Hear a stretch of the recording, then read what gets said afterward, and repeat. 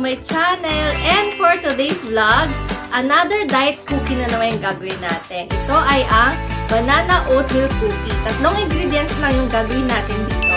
Ay, ang gagamitin natin, ito ay ang banana, oatmeal, at saka chocolate chip. Pwede rin naman yung gamitin ang raisin kung ayaw nyo ng chocolate chip. Ayun, para mas healthy siya. So, since di tayo gagamit ng flour, sugar, gagamit na lang ako ng chocolate chip para medyo tumamis yung ating cookies. Halika na, start na natin gawin yung ating banana oatmeal cookies. So, ito yung ating mga ingredients, yung banana, chocolate chip, saka yung oatmeal. So, let's start na. So, una, babalatan natin yung ating mga bananas.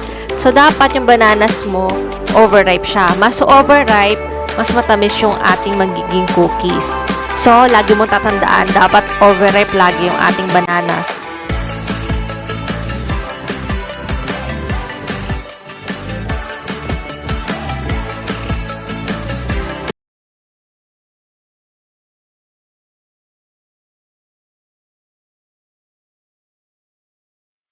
Yan. So, after natin mabalatan yung ating mga bananas, i-mash natin siya.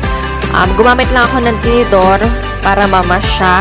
So, pwede rin kayo gumamit ng ibang gamit na pang-mash para mas mapabilis yung ating pag-mash. Puro mash na yung sinasabi ko. Ayun. So, para mas mapabilis yung pag-mash ng ating bananas. Ayun.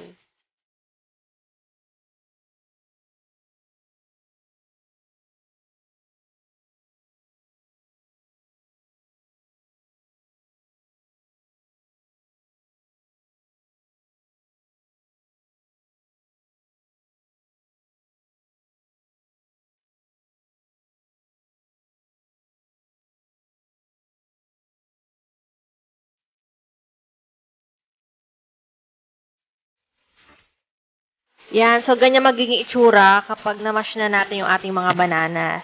Yan.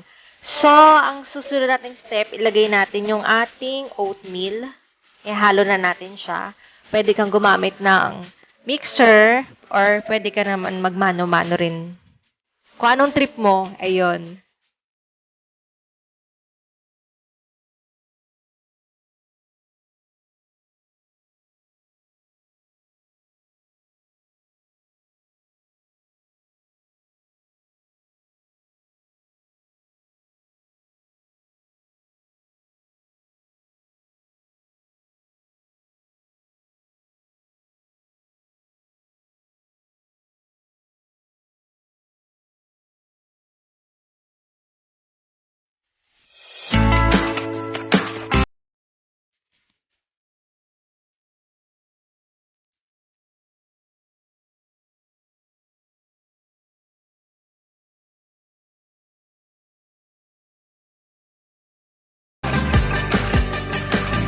So, after nyan, pwede natin ilagay ating chocolate chip.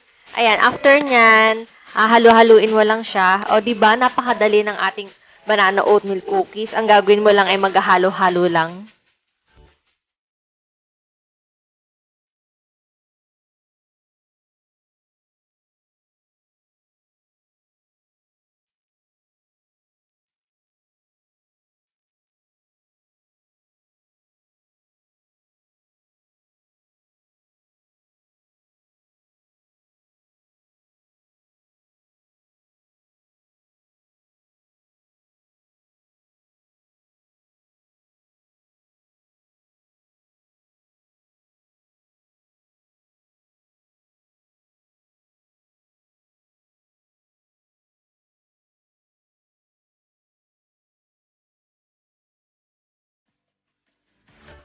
So, start natin bilugin yung ating mga banana oatmeal cookies. So, kapag binilog natin siya, medyo i-flat natin siya. Ayan, yung parang ganyan. Kasi, yung ating cookies, hindi na siya mag-e-expand since hindi tayo gumamit ng flour. So, kung ano naging itsura niya na bago natin siya i-bake, paglabas niya, yun pa rin siya.